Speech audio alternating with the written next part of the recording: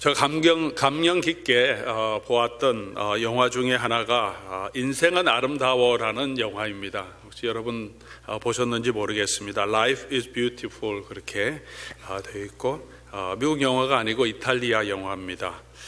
1997년에 아카데미 영화제에서 Best Foreign Language Film에서 최우수 외국 영화상을 받았고 아마 작품상 후보로도 올라갔고 주연이었던 로베르토 베니니라는 감독 겸 주연이었던 분은 나무주연상을 받았습니다. 2차 세계대전 중에 일어났던 일입니다. 인생의 슬픔과 또 기쁨 또 사랑을 아주 좀 코믹하게 표현한 작품입니다. 귀도라고 하는 유택의 이탈리아인이 주인공입니다. 한 시골 마을에서 웨이터로 일하던 귀도라는 사람이 그곳에서 교사로 일하는 도라라는 아름다운 여인을 만나서 사랑에 빠지게 되는 이야기입니다. 그리고 두 사람이 결혼합니다. 결혼해서 조아슈아라는 아이를 낳습니다. 사랑의 결과죠. 중간에 어떤 일이 일어났는지는 생략하겠습니다. 결혼해서 아이를 낳습니다. 조아슈아가 4살이 되었을 때 독일군이 쳐들어와서 유대인들을 이제 잡아가기 시작합니다. 귀도와 가족들은 모두 유대인이니까 친척들 모두 잡혀가는데 도라라는 이탈리아 여인은 유대인이 아니기 때문에 잡혀가지 않는데 자기가 가족과 함께 있기 위해서 자원해서 자기도 잡아가라 그래서 같이 수용소로 끌려갑니다. 그래서 수용소에서 일이 시작되는데 수용소 생활에서 공포 또 여러 가지 어려움에서 조아씨의 아들을 보호하기 위해서 이 아버지가 독일군 몰래 아이를 숨겨놓고 음식도 갖다 주고 또 이 모든 이 수용소에 있는 이 공포, 죽음 이런 것들을 아들을 보호하기 위해서 이게 게임이라고 얘기해 줍니다. 그리고 장난스럽게 계속 게임하듯이 아버지가 그렇게 행동합니다. 1000점을 얻으면 탱크를 얻을 수 있다. 그렇게 해서 엄마 찾지 않고 조용하게 아빠 말 잘 들으면 너가 1000점 따면 나중에 탱크를 얻을 수 있다. 그러면서 아들이 아빠 말을 잘 듣습니다. 그렇게 아빠가 우스꽝스럽게 게임하듯이 수용소 생활을 하면서 아이를 보호하는 그런 이야기입니다. 미군이 쳐들어온다는 이야기를 듣고 아이를 숨겨놓고 아내를 찾으러 나가다가 독일군에게 잡히게 됩니다. 그리고 처형장으로 끌려가게 되는데 아들이 자기를 보고 있다는 것을 알고는 처형장으로 끌려가면서도 우스꽝스럽게 걸어가면서 그렇게 끌려가는 모습을 보여줍니다. 이 영화는 성인이 된 우리 조아슈아가 아버지를 기억하는 형식으로 그렇게 만들어져 있습니다. 이 아들이 영화긴 하지만 나치 수용소를 기억할 때 그가 기억하는 것은 공포가 아니고 두려움이 아니고 아마 아버지의 사랑, 아버지에 대한 아버지가 자기를 얼마만큼 돌보고 아버지가 자기를 얼마만큼 자기를 위해서 희생해 주었던가 하는 것을 생각하게 될 것입니다. 자기를 위해서 희생한 아버지의 사랑이었기 때문에 그가 이 수용소의 여러 가지 잔혹함을 즐거운 기억으로 또 아버지의 사랑에 대한 기억으로 지낼 수 있었을 것입니다. 우리 인생이 행복할 때도 있고 또 평안할 때도 있습니다. 그러나 늘 행복하고 편안한 것은 아닙니다. 고통스러운 시간도 있고 힘든 일도 있습니다. 사랑하는 사람과 헤어져야 하고 사별을 경험할 때도 있습니다. 힘든 현실에도 우리가 계속 설 수 있는, 우리를 계속 설 수 있게 하는 것은 무엇이겠습니까? 그것은 사랑일 것입니다. 아마도 인생은 아름다워라는 이 영화에서 보여주고자 하는 것은 바로 그것일 것입니다. 사랑이 이 잔혹한 인생의 현실, 전쟁, 나치의 폭정, 사람을 죽여가고 또 하는 이 모든 비극적인 현실을 이겨나가는, 그럼에도 불구하고 우리 인생을 아름답게 하는 것은 사랑이라 그렇게 표현해 주고 있는 것 같습니다. 사랑하는 성도 여러분, 여러분은 사랑을 받고 있습니까? 아니면 또 사랑을 하고 있습니까? 우리가 사랑을 받고 있을 때 우리가 함부로 살지 않을 것입니다. 내가 얼마나 큰 사랑을 받고 있는 자인 것을 안다면 내 아내가, 내 가족들이, 나의 자녀들이 나의 부모가 나를 얼마만큼 사랑하고 있다는 것을 안다면 함부로 살지 않을 것입니다. 또한 내가 사랑하는 사람이 있다면 힘든 현실을 또한 이겨낼 수 있습니다. 사랑하는 가족들, 아내 때문에, 남편 때문에, 우리 자녀들 때문에 현재 나의 삶은 힘들고 어렵지만 그래도 묵묵하게 힘든 현실을 이겨나가고 또 사업을 해나가고 또 직장 생활을 해나가고 그렇게 견디어 나갑니다. 사랑하는 사람이 있기 때문입니다. 오늘 우리가 성탄 축하 예배로 이 자리에 모였습니다. 성탄의 의미를 한번 생각해 보려고 합니다. 크리스마스를 우리가 성탄을 축하하는 이유가 무엇입니까? 어떤 분들은 선물 때문에, 어떤 분들은 가족들이 함께 모일 수 있기 때문에, 또 즐거운 음식을 함께 나눌 수 있기 때문에 우리가 즐거워하기도 합니다. 크리스마스는 모든 것이 예수 그리스도에 관한 것이라고 이야기합니다. 그래서 성탄의 가장 중심에 예수님이 있기 때문에 어떤 곳에서는, 어떤 분들은 성탄의 중심이 예수님이기 때문에 성탄 생일 케이크를 갖다 놓고 Happy birthday to you, Jesus 이렇게 노래하는 그런 교회도 있습니다. 저희 교회는 그런 분들이 없기를 바랍니다. 우리가 어떻게 성육하신 그리고 이 땅에 오신 예수님께 Happy birthday to you라고 얘기할 수 있겠습니까? 무슨 명목으로 우리가 예수님의 탄생을 우리가 감사하면서 경배를 할 수 있지만 예수님께 축하를 할 수 있겠습니까? 우리가 엎드려 경배할 수밖에 없습니다. 마리아도, 요셉도, 동방박사도, 목자들도, 천군 천사들도 이 땅에 오신 예수 그리스도 앞에 엎드려 경배하고 찬양을 드렸습니다. 성탄의 의미를 가장 잘 나타내는 성경 구절이 오늘 읽었던 요한복음 3장 16절이 아닐까 저는 생각합니다. 우리 다시 한번 읽어보면 좋겠습니다. 하나님이 세상을 이처럼 사랑하사 독생자를 주셨으니 이는 그를 믿는 자마다 멸망하지 않고 영생을 얻게 하려 하심이라. 성탄의 의미는 하나님의 사랑일 것입니다. 그 백성을 사랑하시는 하나님의 사랑의 가장 최고의 표현이 성탄일 것입니다. 하나님이 세상을 얼마나 사랑하셨습니까? 이처럼 사랑하셨다 그렇게 말합니다. 이처럼은 어느 정도입니까? 이처럼 사랑하사 독생자를 주셨으니 독생자를 주실 만큼 사랑하셨다 그렇게 말합니다. 우리가 사랑을 측정할 때 어떻게 측정합니까? 돈으로 측정하는 사람은 없을 것입니다. 사랑을 측정할 때는 얼마만큼 사랑과 또 정성과 희생이 담겨 있느냐를 가지고 우리가 사랑을 측정합니다. 선물도 마찬가지죠. 돈이 얼마나 비쌌냐 그것이 크게 감동되는 것은 아닙니다.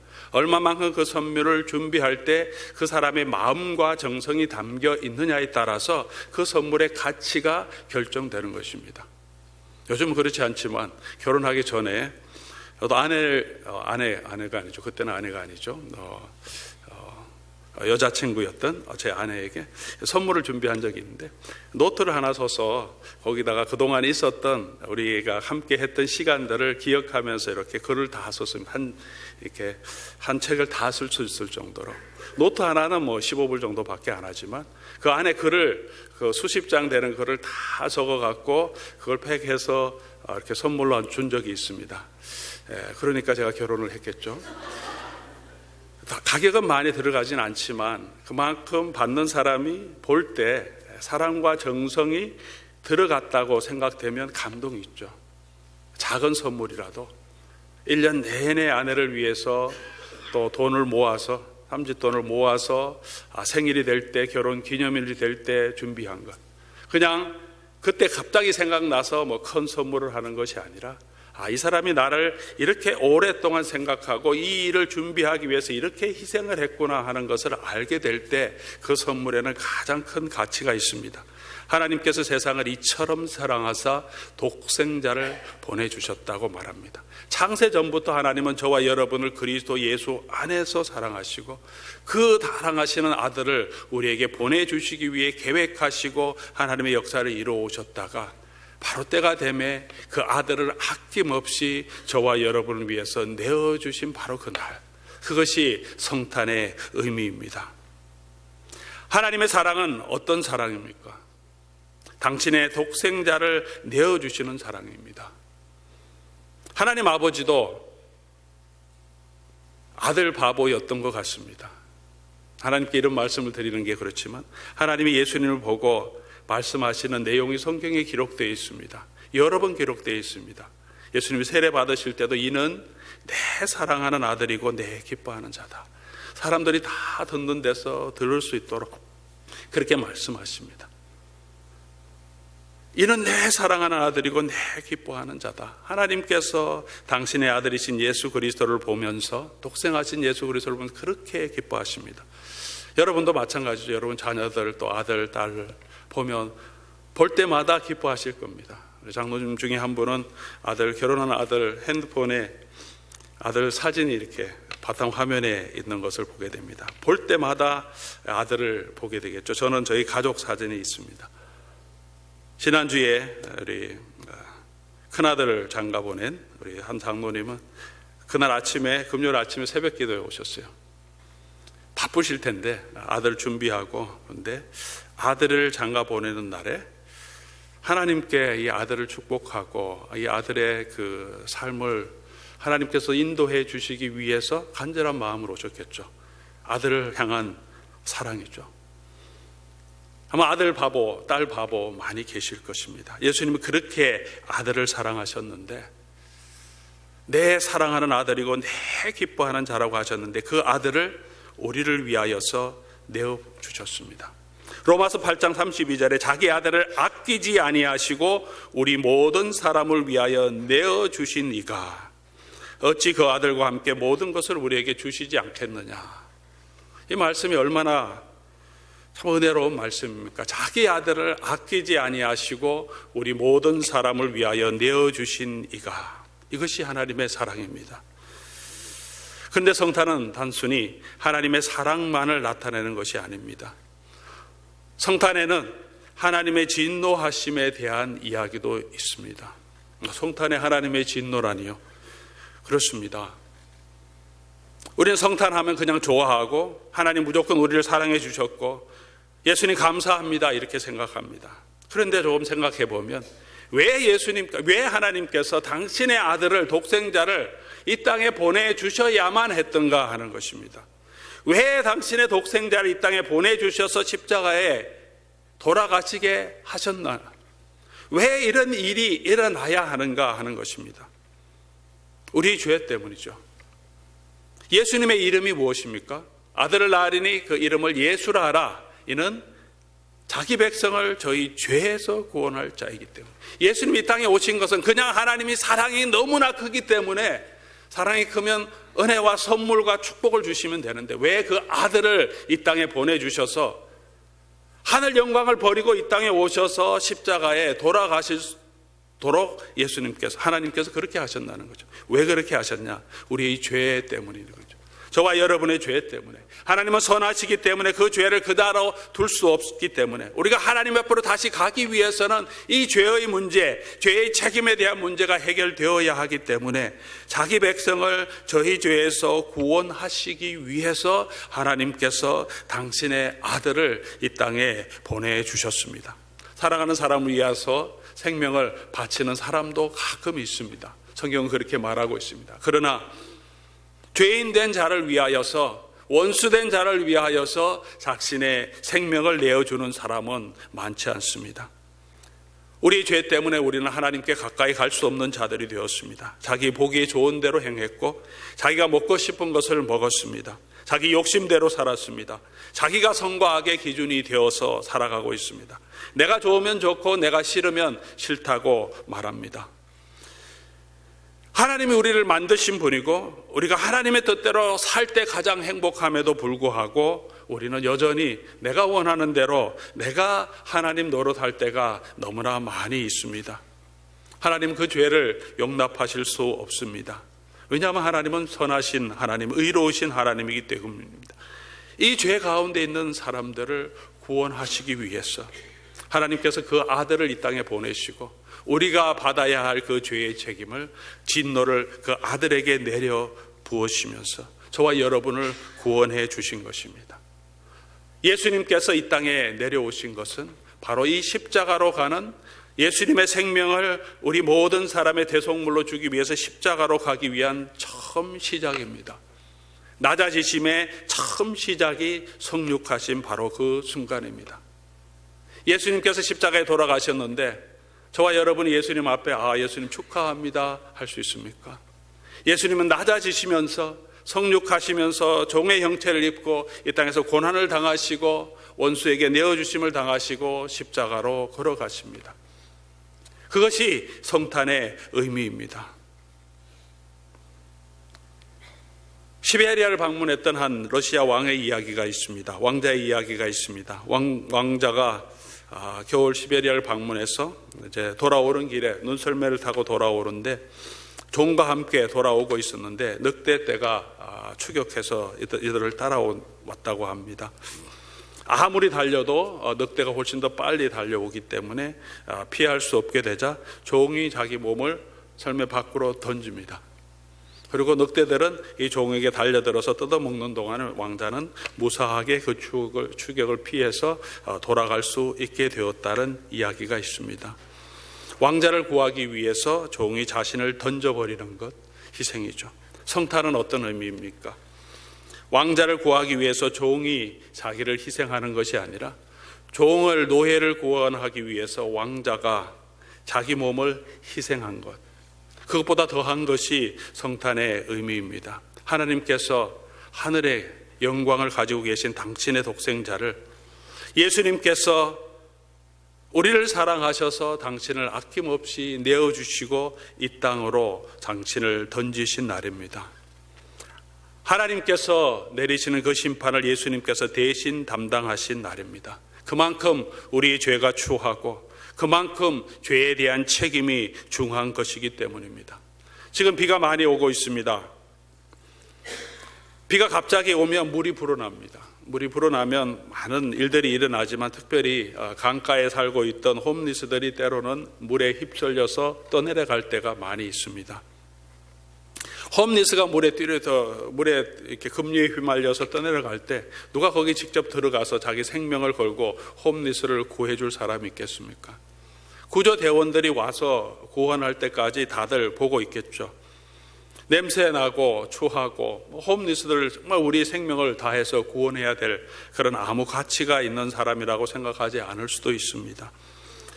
우리 자신이 스스로 들어가서 생명을 구원하는 일을 하는 사람도 때로는 있을 수 있습니다. 그러나 자기 아들을, 그 홈리스 사람을 구원하기 위해서 야 네가 들어가서 저 홈리스를 구원하라, 그렇게 얘기하는 부모는 아무도 없을 것입니다. 제가 제 아들 주열에게 야 네가 들어가서 저 홈리스 좀 떠들어가니까 네가 들어가서 구원해라, 너가 수영 잘하니까 들어가라, 그렇게 누가 그렇게 말하겠습니까? 하나님께서는 저와 여러분을 위해서 당신의 독생자를 아낌없이 내어주셨습니다. 우리가 기뻐하고 즐거워해야 될 일입니다. 그러나 하나님께서 어떠한 사랑으로 저와 여러분을 구원하셔서 하나님의 자녀가 되었는지 또한 깊이 묵상해야 되는 시간이 아닌가 생각합니다. 하나님이 그 아들의 생명으로, 그 아들의 피로 저와 여러분을 구원해 주셨습니다. 하나님이 이처럼 저와 여러분을 사랑해 주셨고 지금도 사랑하고 계시고 지금도 함께하고 계십니다. 고난이 있을 때마다, 어려움이 있을 때마다 우리가 기억할 수 있기를 바랍니다. 저와 여러분이 얼마나 큰 사랑을 받은 자인지 말입니다. 세상에 나를 사랑하는 사람이 없고 나를 존중하는 사람이 없다고 할지라도 저와 여러분을 위하여서 당신의 독생자를 아끼지 아니하시고 내어주신 하나님 아버지께서 계십니다. 그리고 하늘 보좌를 비워두시고 이 땅에 자신을 내어주신 예수님께서 여전히 저와 여러분과 함께 있습니다. 그래서 저와 여러분의 삶은, 성도의 삶은 어떤 고난이 있더라도 기쁨이 있는 삶이고 우리의 삶에는 의미가 있는 삶입니다. 그것이 진정한 성탄의 의미가 아닐까 생각합니다. 그 사랑을 아는 것, 그리고 그 사랑 가운데 살아가는 것이 성탄의 참 의미일 것입니다. 그 사랑은 어떤 사랑입니까? 고린도전서 15장 4절부터 7절까지 그 사랑을 이렇게 표현합니다. 사랑은 언제나 오래 참고, 예수님은 우리를 향하여서 오래 참으십니다. 지금도 참고 계신 줄 믿습니다. 우리를 향하여 온유하고 시기하지 않고, 사랑은 자랑하지 아니하고 교만하지 아니하고, 사랑은 무리의 행치 아니하고 자기의 유익을 구하지 않는 것이다. 사랑은 성내지 아니하고 악한 것을 생각하지 않는 것입니다.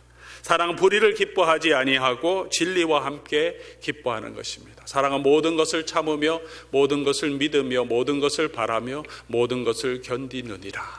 성경에서 말하고 있는 사랑, 예수님께서 저와 여러분에게 보여주신 삶으로, 말씀으로, 그의 인격으로 보여주신 사랑입니다. 우리도 이 사랑을 알고 이처럼 사랑하라고 말씀해 주셨습니다. 사랑하는 성도 여러분, 우리가 성탄을 기념하며 축하하며 즐거워하지만 진정한 성탄의 의미는 바로 이런 사랑을 실천하는 것이 우리 성도의 마땅한 바가 아닐까 생각합니다. 사랑은 오래 참습니다. 성도의 관계 가운데서도 내 삶에 여러 가지 어려움이 있을 때 저와 여러분은 얼마나 오래 참습니까? 사랑은 온유하며 시기하지 아니하며, 사랑은 자랑하지 아니하며 교만하지 아니하며. 우리가 자랑하는 것이 얼마나 많습니까? 작은 것이지만 내가 좋아하는 것, 내가 누리는 것들을 자랑하고 싶습니다. 사랑은 무례히 행치 아니합니다. 우리가 때로는 남편과 아내에게, 자녀들에게도, 가까이 있는 사람이기 때문에 친구들에게도 교우들에게도 무례하게 행할 때가 많이 있는 것 같습니다. 자기의 유익을 굳이 아니하고 성내지 아니하고 악한 것을 생각지 아니하고 불의를 기뻐하지 않고 진리와 함께 기뻐하고 모든 것을 참으며 모든 것을 믿으며 모든 것을 바라며 모든 것을 견디느니라. 우리가 이런 사랑을 하기가 쉽지 않습니다. 이런 사랑을 할 수 있는 것은 우리 안에 계신 성령께서 우리 가운데 함께 하실 때 가능할 줄 믿습니다. 성탄을 기념하면서 우리를 위하여 베풀어 주신 이 하나님의 사랑, 이처럼 사랑하신 그 하나님의 사랑 안에 우리가 붙잡혀 있을 때 우리도 조금씩 더 오래 참고 온유하며 다른 사람 위해 섬기는 삶을 살아갈 수 있을 것입니다. 저와 여러분은 그 사랑 안에 있는 자임을 분명하게 기억하시기 바랍니다. 예수님 안에 생명이 있고 예수님 안에 능력이 있고 예수님 안에 소망이 있습니다. 예수님이 우리가 살아가는 가장 중요한 이유가 될 때 우리의 가정은 행복하고 우리는 가장 기쁨이 충만한 사람, 가장 능력이 충만한 사람이 될 줄 믿습니다. 그 사람의 인생이 가장 아름다운 인생이 될 줄을 믿습니다. 주님의 사랑이 오늘 저와 여러분에게 풍성하게 임하기를 바랍니다. 성탄을 맞이하면서 다시 한번 우리가 하나님의 사랑을 기억하고 또 그 하나님의 사랑으로 성도들을 사랑하며 섬기며 그렇게 하나님이 기뻐하는 귀한 공동체로 세워가는 저와 여러분의 삶이 될 수 있기를 주님의 이름으로 축복합니다. 우리 같이 한번 기도하겠습니다.